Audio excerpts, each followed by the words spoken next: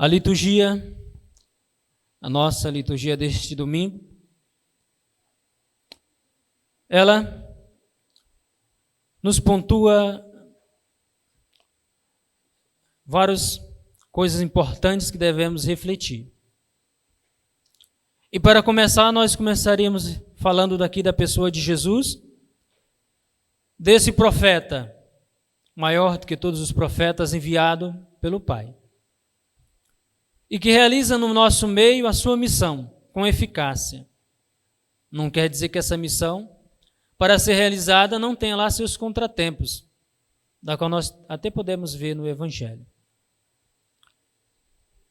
E desta forma, nós, participando diretamente de Jesus, que é a cabeça da igreja, e nós, comunidade, como somos os membros, também nós, comunidade, somos uma comunidade profética, porque temos participação direta na pessoa de nosso Senhor.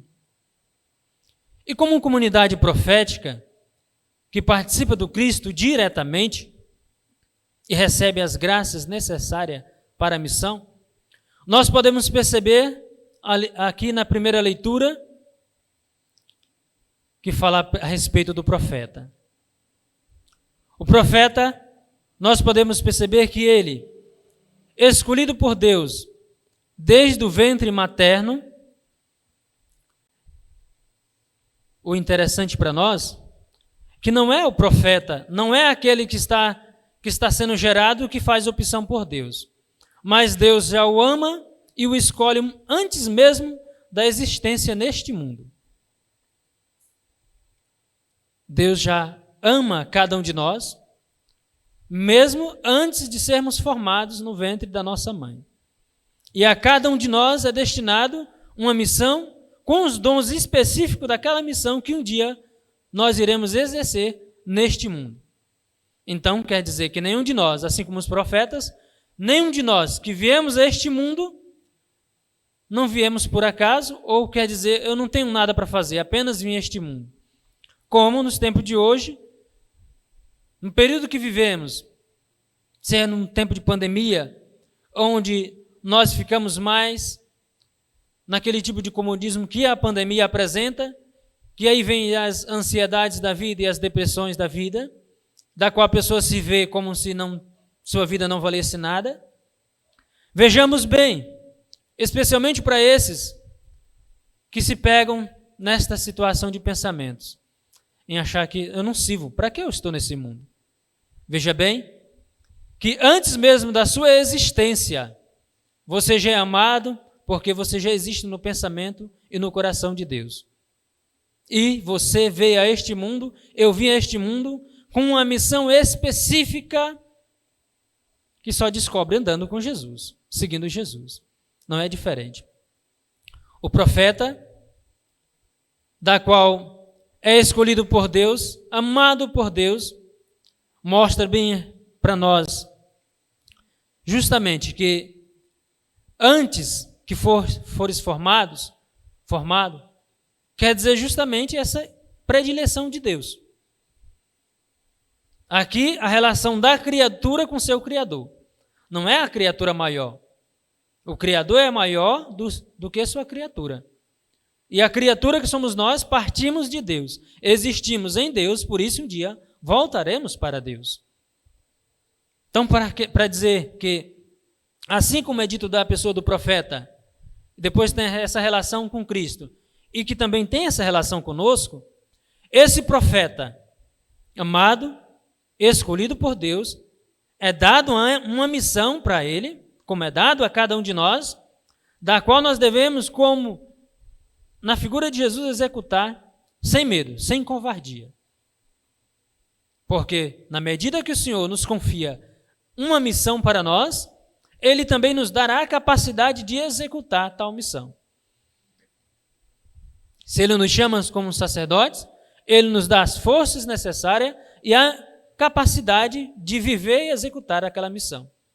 Se te chama para ser pai e mãe, constituir uma família, saiba que o Senhor dá a você aquilo que é necessário para viver e executar a sua missão.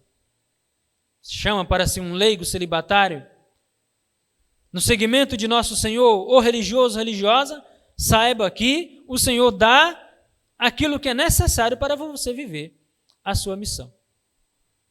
E por isso nós não devemos dizer, por que eu vi este mundo? Eu não tenho serventia. Não, tem. Ninguém vem ao mundo por acaso. Vocês se lembram aqui que eu acredito que foi aqui que eu disse, que refletindo na pessoa de nosso Senhor Jesus Cristo, ele foi quem escolheu um pai e uma mãe para nascer. Um pai legal, José, embora não carnal, mas legal, foi Deus que o deu essa missão, a respeito do seu filho, e uma mãe da qual ele nasce. Jesus, como diz São Tomás, escolheu um pai e uma mãe.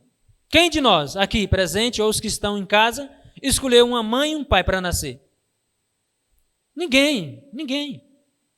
Mas saiba que antes mesmo desse vir ao mundo, já somos amados, queridos por Deus. Deus ama a todos, mas ama cada um em particular como se existisse aquela única pessoa, para dizer que você é muito especial para Deus. Então não tem ninguém que vem a esse mundo que está livre de uma missão, de uma tarefa, de executar com dons e carismas derramado por Deus em sua vida. Ninguém está isento. Todos nós é dado uma missão, e assim mesmo como o profeta, se ele treme na presença de Deus por vergonha, por medo de dizer aquilo que deve dizer, será ainda mais envergonhado, tremerá ainda mais. Assim somos nós lembrados no Evangelho, se escondemos os nossos talentos. Com covardia, com medo, também seremos cobrados da mesma forma. Por que a figura do profeta? Porque o profeta, representando Deus diretamente aqui, aquele que viu Deus, não viu Deus como os discípulos, mas contemplou a face de Deus da forma que Deus se manifestava, é aquele que agora deve, em nome de Deus, denunciar, viver a verdade, proclamar essa verdade. Embora nem muitos vão se contentar, denunciar os falsos cultos, como faziam os profetas em Israel. Assim como essas duas figuras aqui, na sua terra natal não pôde fazer nada, porque, além de haver uma incredulidade, não dava importância àqueles que eram de casa, eles teve que sair para fora. E vai a viúva, vai a Naamã, que são estrangeiros, ou seja, eram pagãos. Assim como vocês verem aqui na primeira leitura, que Deus, embora tenha um povo escolhido, mas ele não faz distinção no sentido de somente você, ele vai para todos.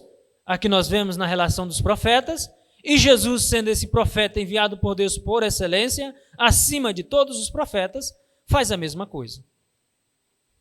Melhor. Em sua terra natal, não é bem acolhido. Então ele vai para quem o acolhe. Nós vemos que ele vai para, além de ir para Nazaré, ele também é destinado aos povos da qual a profecia da aliança não era destinada, que eram os pagãos. E aí nós vemos, cada um de nós, em especial, pode ter certeza disso, qual é o meu dom? O que é que eu devo fazer? Caminhe com Deus, se coloque à disposição e você saberá o que Deus quer de você.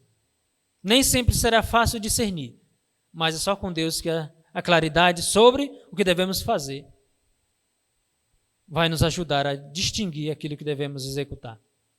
Então, cada um de nós, no segmento de nosso Senhor Jesus Cristo, participamos diretamente desses dons de Cristo cabeça. Porque cada um de nós somos um membro deste corpo de Cristo. E como membro, a cada um de nós, a comunidade de nosso Senhor, tem dons, carismas, de diversas formas, para viver a sua missão. Mas a vivência do dom ou do carisma, eu diria que é uma espada de dois gumes. Uma linha muito tênue entre o viver com humildade e o viver com a soberba porque se vê com aqueles dons. Corremos esse perigo. E aí, nas distinções de vários dons belos, aqui que nós vemos São Paulo, ele como que fizesse uma puxada de orelha no povo de Corinto. Por quê?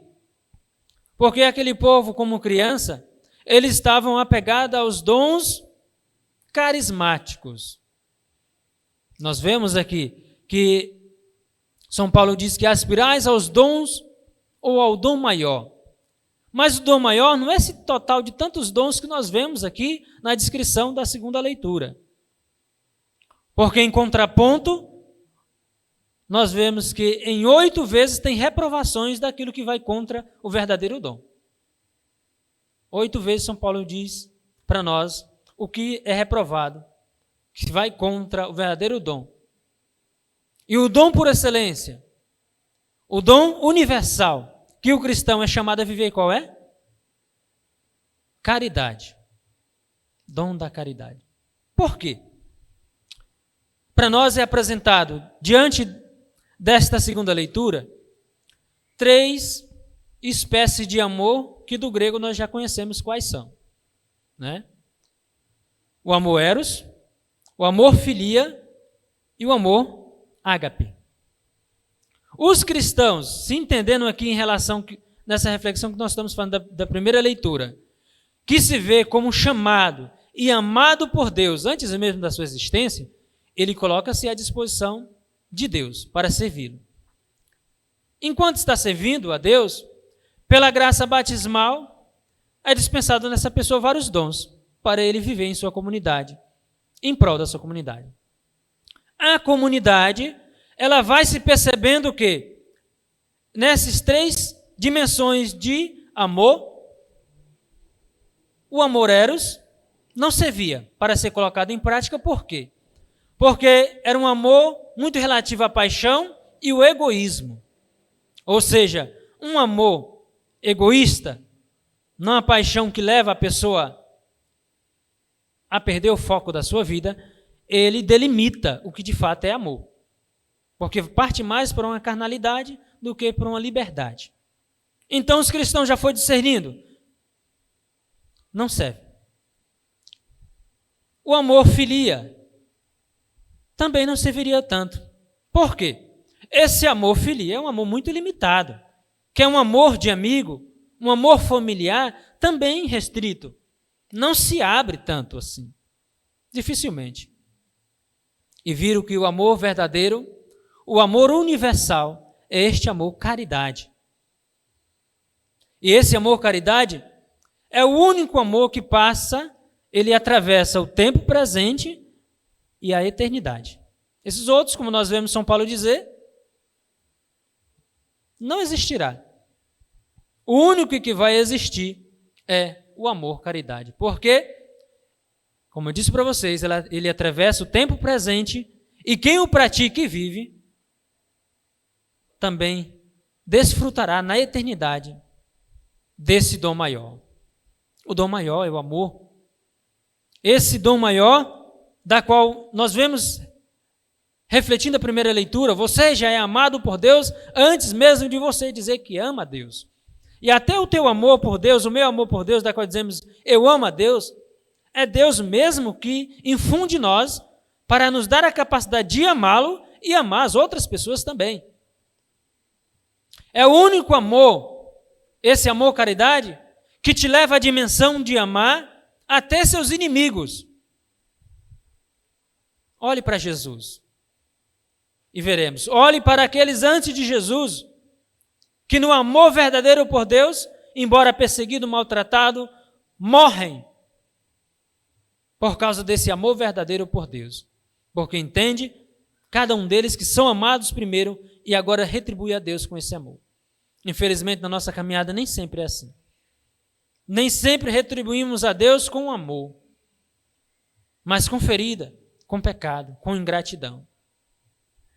Vejamos, esse será para nós o único amor, única caridade, da qual iremos contemplar e viver eternamente. Aqui, como diz São Paulo, é como se contemplasse tudo isso num espelho embaçado. Porque no tempo de São Paulo lá, para se contemplar em um espelho não dava de se ver a sua imagem. Como nós temos hoje, olhamos, vemos nossa imagem perfeitazinha ali, mas mesmo assim não é a realidade total. Então, esse amor, caridade, ele está acima de tudo e de todos. Você pode viver uma vida toda fazendo bem, falando de Deus, vindo à igreja, comungando, confessando, fazendo coisas grandes ou menores, mas se te falta isso, você não fez nada. Eu não fiz nada. Posso passar uma vida toda como padre, pregando, denunciando, mas se eu não vivo esta caridade que está acima de tudo, que é o amor verdadeiro, no final das contas eu não terei nada para apresentar a Deus. Nem você, vocês que estão aqui, os que estão em casa, não teremos nada para apresentar a Deus se não viveremos de fato esse amor caridade, que são essas virtudes teologais. Fé, esperança e caridade. São virtudes infusas em nós que não se apaga. Às vezes nós dizemos, eu acho que perdi a fé, estou sem esperança. Ela está lá em nosso coração, na essência do nosso ser. Às vezes ela está sobrecarregada de tantas coisas, de tanto obstáculo, tanto problema. Mas ela está lá, ela não se apaga não. E entre essas dimensões das virtudes teologais, fé, esperança, caridade, porque na eternidade iremos precisar apenas da caridade. Aqui nós precisamos das três, viver as três. E se vocês forem olhar a vida dos santos, os santos podem fazer milagres estupendos. Como tinha santos que, antes de tu falar alguma coisa, sabia o que passava em seu coração. Há santos que voavam.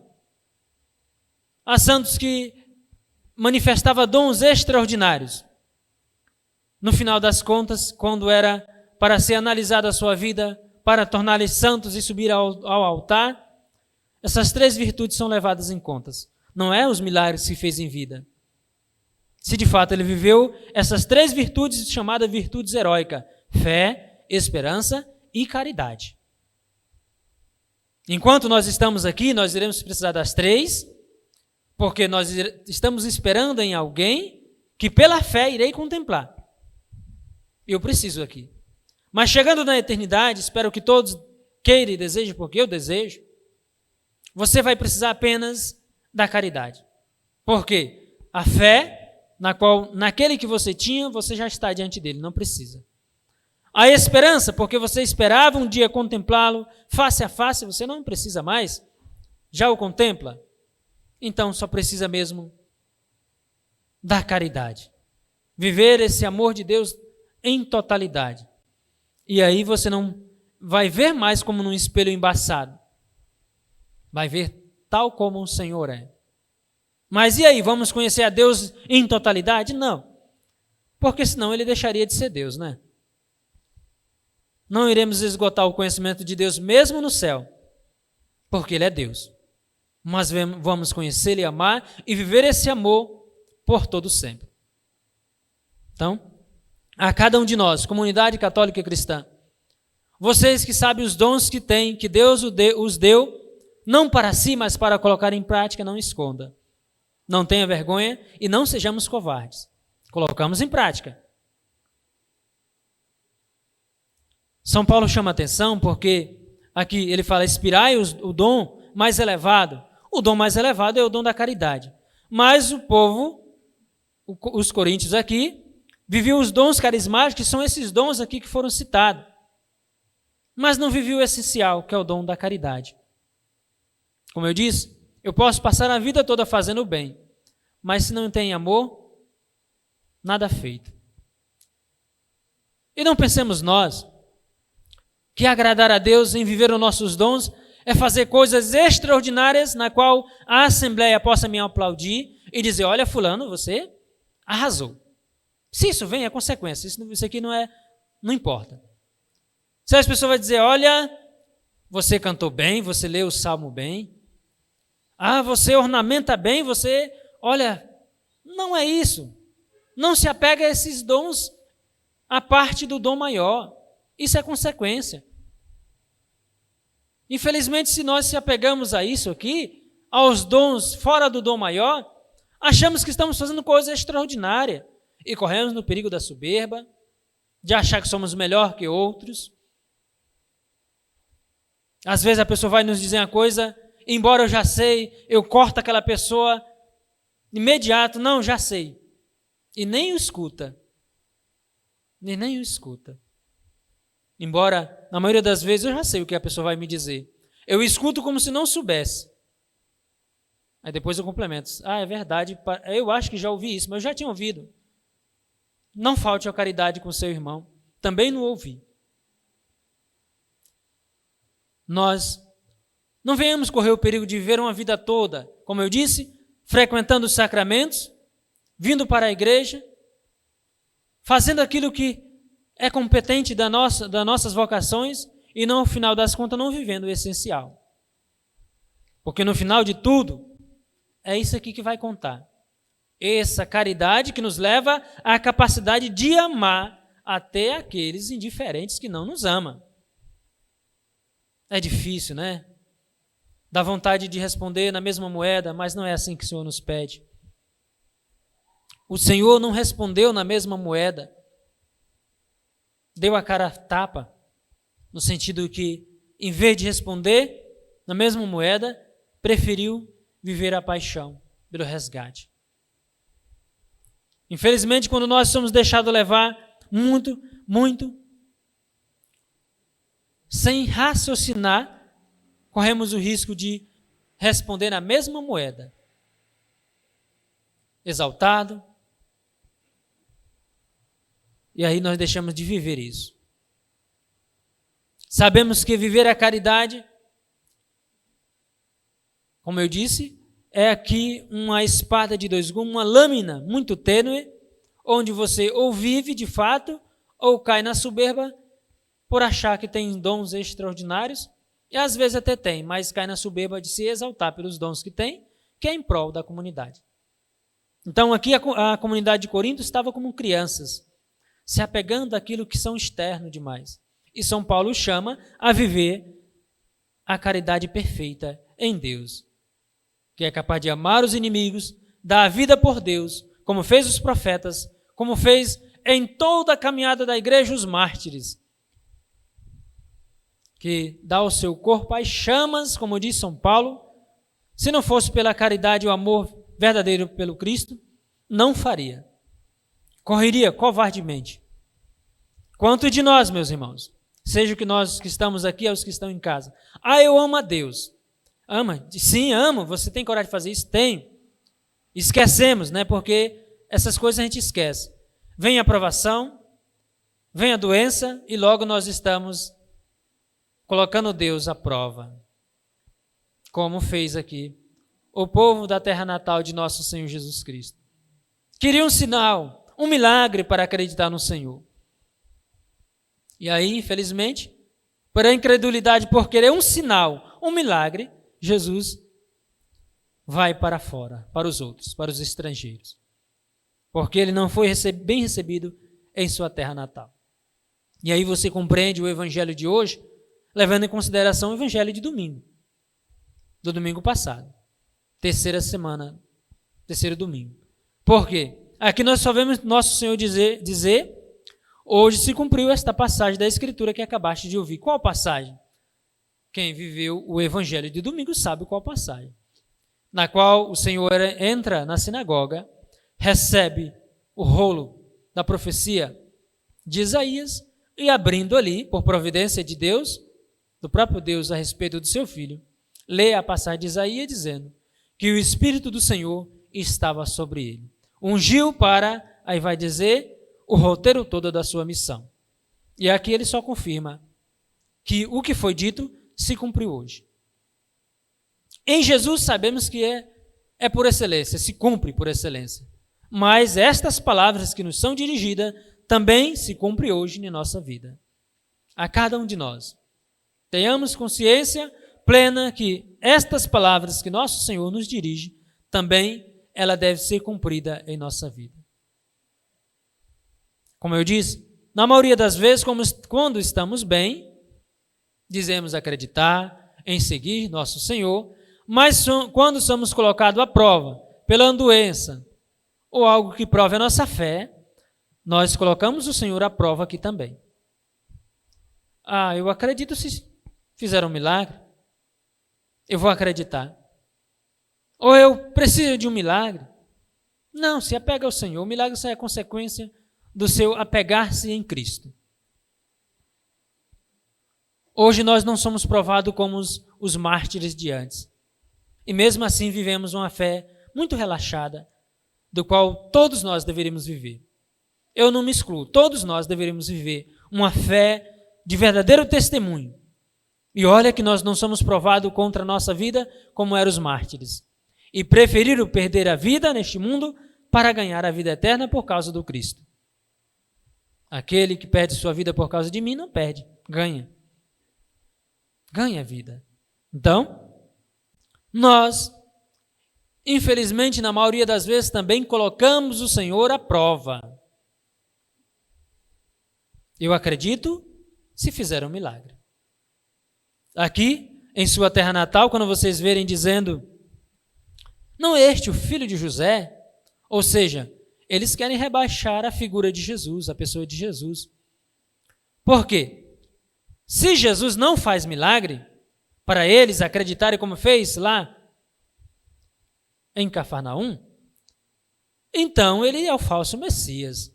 Ele quer usurpar o trono de Deus. E se fazer um milagre, eu vou acreditar que de fato você é o Messias. Então, iremos tranquilamente fazer a vontade dele. E aí coloca Jesus à prova. E como Jesus, os profetas, não é bem recebido em sua terra natal, é recebido pelos demais, que não fazia parte do contexto da salvação, mas em Jesus faz parte desse contexto da salvação. A salvação, ou seja, esse amor gratuito que nós estamos refletindo desde a primeira leitura desse amor de Deus, esse amor gratuito que é esse amor ágape, que não é restrito a uma pessoa, não é egoísta, não é egocêntrico, não é esse amor filia de parente ou de amigo, mas é um amor aberto a tudo e a todos. E Deus faz isso com os profetas e também faz na pessoa do seu Filho.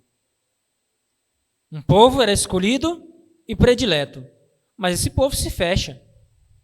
Então, essa salvação sai da dimensão, ou melhor, ela vai além dessa dimensão desse povo escolhido e abrange aqueles que estavam à parte.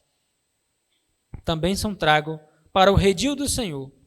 Então, esse amor gratuito de Deus, ele não é um amor taxativo, ou seja, simplesmente para aqueles da qual eu me agrado. Ele é para todos. E a consequência de amor a Deus é o amor voltado para as pessoas. Um dia, eu refletindo nesse amor do Cristo e refletindo a vida dos santos, me vinha uma frase que dizia a seguinte assim: os santos amam com o coração de Cristo. Os santos amam com o coração de Cristo. Por quê? Porque ele é um coração largado, que ama a todos, sem diferença, e ama até os que perseguem, até os que os mata. Fez João Paulo II quando aquele homem lhe deu um tiro. Há santos da igreja que perdoam aqueles que os fez mal.